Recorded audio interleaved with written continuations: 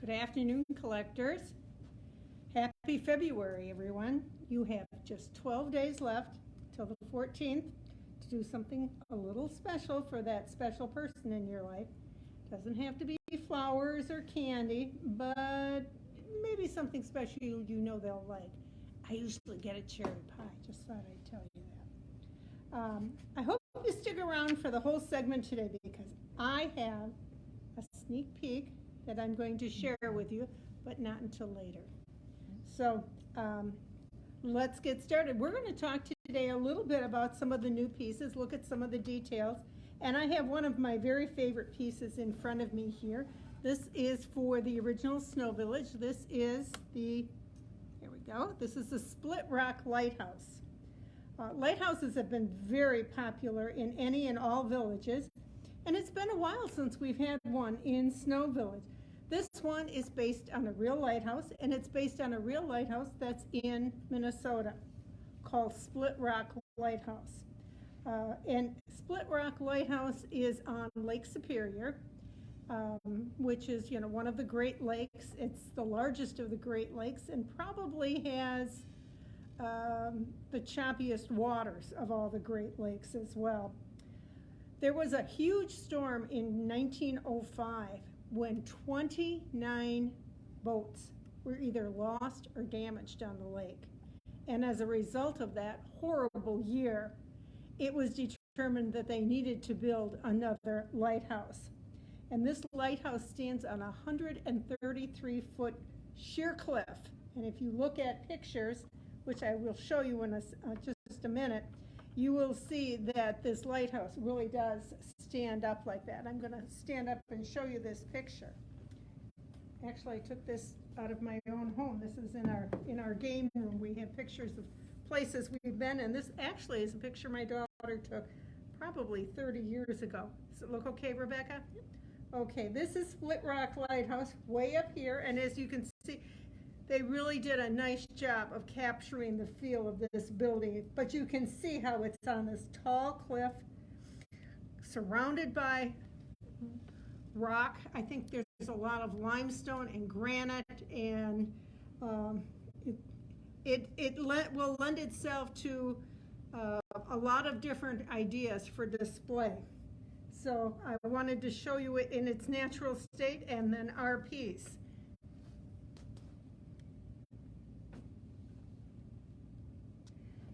And as you can see here, the light in the tower lights, and it goes in and out as it would have back in 1910 when it was first lit. This light is a Fresnel lens. I can never say that right. It's Fresnel lens. And those were all made in France. And when it was first completed, the lighthouse was lit with a kerosene oil vapor lamp. At the time of the construction, there were no roads that led to the lighthouse. But so everything came in by boat. All the building materials, anything for the lighthouse keeper and the lighthouse keeper's family had to come in by boat. But it was such a popular attraction for those in the area that wanted to come and see the lighthouse that by 1924 they did build a road that led up to the lighthouse so that you could go in and visit there. It was electrified in 1940. And I left that later. It comes with this sign that says Split Rock Lighthouse, and the mineral formation on, let's put glasses on and read it better. On this coast, divert the compasses of ship which often went before the reefs, before this highest lighthouse was built. So the compasses really had some problems with all of this granite that was interfering with their compass magnetisms. And there is an accessory that goes with this, and I think it's really cute. It's a lighthouse keeper, and he's got his little toolbox, and he's got a piece of glass. Well, it's actually not glass, but it's supposed to look like glass. That is, he's going to fix one of the panels in the lens of the lighthouse tower. It's a really, really cool piece. I'm very fond of this. And it no longer is in operational use as a lighthouse by the Coast Guard. But I learned recently that every year on November 10th, the lighthouse in Split Rock Lighthouse lights up again in memory of the Edmund Fitzgerald that went down there in 1975. So I thought that was kind of cool. So that is the first piece I wanted to show you. Okay.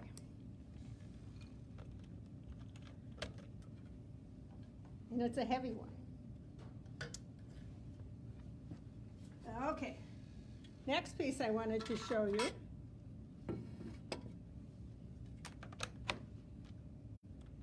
is, whoops, did I turn it off and then turn it back? There we go. Is for all of you Grinch lovers. Look at this piece. This is new for 2023. It is for the Snow Village Christmas Lane? Christmas Lane. Yeah, that's what it is. I was going to say trick or treat, and I thought, no, that's not right. Christmas Lane. Now, what I wanted to show you about this house was the decorations that are on it. And I know some of you have made some comments on Facebook. They look like they're flat cardboard. Well, they're ceramic. You can see that they are ceramic. But this is reminiscent of outdoor Christmas decorations that were done post-World War II, like late 40s and 50s. I can remember my dad building something, I think it was a Christmas tree he built to put outside in front of our house that he strung lights on. It was flat, so he could store it in the garage in off-season, and that is the inspiration for this here on this particular piece. Becca, can you zoom in a little bit on it? The lights on the front roof line, I think, really add and make it a great new part of this Christmas Lane sub-series. Did you know that Dr. Seuss based the Grinch character on himself? The year he wrote the book, which was 1957, he was feeling a little down in the mouth. His wife had suffered a stroke earlier in the year and wasn't doing very well. And there was a lot of talk in the industry about the really over-commercialization of Christmas. And all of this was really bothering him. And he looked in the mirror one day and he said, I'm a Grinch. I don't like Christmas. And that's what inspired him to create the character of the Grinch and turn it into something that I think is internationally loved by both children and adults alike. And as of 2005, How the Grinch Stole Christmas has been translated into 9 other languages, including Latin. And I'm not sure why Latin, but there you go. So I think that it's a really cute piece. It'll fit in real well. And I think if you're just into the Grinch, this will be great too. There's a couple of accessories that go with it. Are those over by the other, Rebecca? That maybe we can just plop those in. Right? Yep. Yeah. Yep. Yep. Thank you, Rebecca. And here's a little one. I don't have the name of it, but here is the little girl pulling a sled, and she's got Max on the sled. So that's the coordinating accessory for it. And as we told you last month when Andrew and I talked about the new packaging, you will see the accessory on the packaging for the house so that you know which accessory was designed to go with the piece. So these will all be helpful to you when you go to buy your new pieces. Okay, ready for another one. That was easier to unplug for some reason. Okay, this one is something that we've never done in Snow Village, and just bear with me a second till I get all my props on the table here.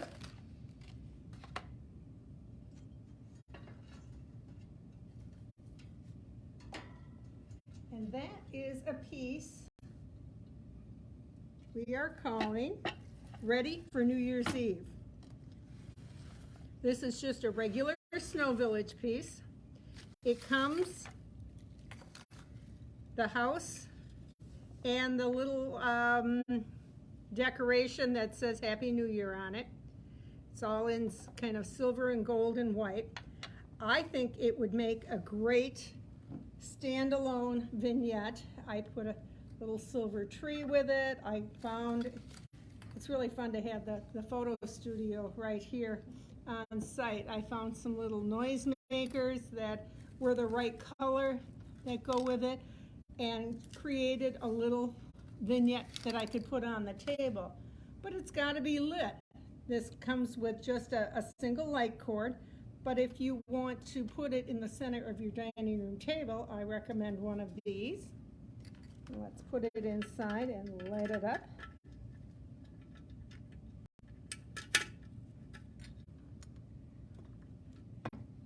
There we go. And Did you grab the accessory with it? oh no, what I wanted to, no, this is the accessory that comes with it. Oh, that's right. This is what I use to light it up. Some of you are familiar with it. It's called Display Anywhere Lighting. It uses four AAA batteries. It's got a little on-off switch, that kind of pigtail that hangs out outside, so you can turn it on and off. Rotate it. Are you going to rotate that So you so can we can see see it. that? Yeah. Sure.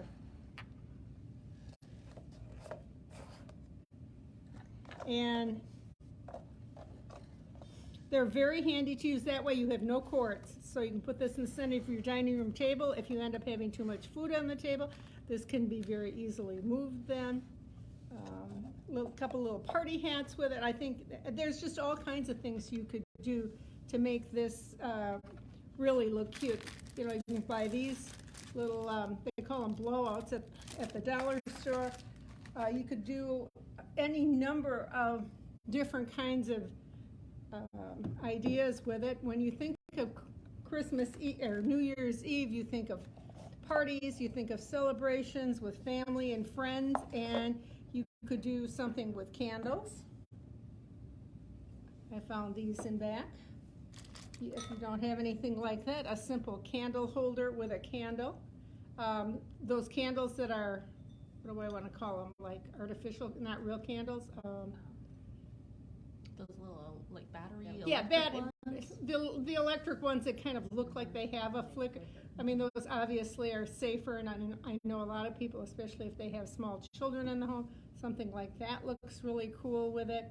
But there are tons and tons of ideas that you can use. I found some confetti in the colors that I think would go with that. You could use that on a tray. I also found some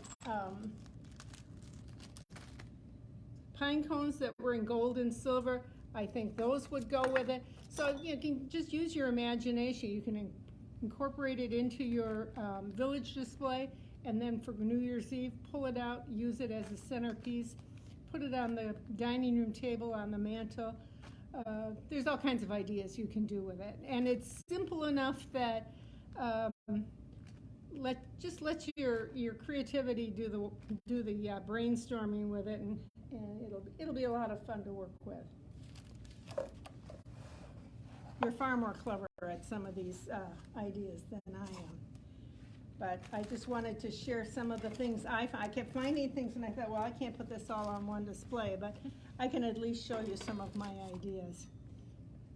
So, there we go with that. And then, why don't we just push that one over on the side over there. The next thing I wanted to show you is from a different village. We talked about 3 pieces from Snow Village. These are all Dickens Village pieces. And this is our new wonderful Dickens Zoological Society, which I'm really excited about. I think everybody loves a zoo. And Tom did a beautiful job on this. This is the main piece. This is called the Dickens Zoological Society. This would be probably where you would come in and buy your tickets to visit. And there's lots of detail on it. Rebecca, if we're going to get in here on this, there's a lamp over the door in front. And there's also a lamp over the door in back. So this is something that you can put so that people can see both sides. It's not something you want to put against the wall or against a backdrop where they're not going to be able to see that. And it's just an adorable little Victorian style brick building. Very cute. We have the zoo sign, the gate for getting into the zoo, because we don't want those animals to get out. And then and the Zoological Society, this piece comes with one animal, which is the ostrich. And then we have, I want to make sure I got my names correct on this. This one is called Final Prep Before Opening, and this man is tidying up using a broom and a dustpan to clean up anything that's on the ground that he can see beforehand. And that's the kind of piece you might want to have a couple of. And then there are two more sets of animals that have been designed to go with this right now. I say right now because is it an ongoing series? Yes, it will be. We have the elephants and we have the lions. And when I looked them up today, can you? Yeah, just keep spinning around a little bit. When I looked them up today, of the top 10 most popular animals at the zoo, the lions and tigers are among the top. Elephants are also very popular, and the number one attraction at most zoos of the top 20 animals is the penguin. I was going to say monkeys are in the top 10 also, but I would have thought monkeys would have been number one. Maybe that's because that's what I was attracted to as a little girl, going to the zoo and visiting the monkeys. But apparently it's the penguins that are the most popular. The zoo, this is based on the zoo that is in London in Regent Park.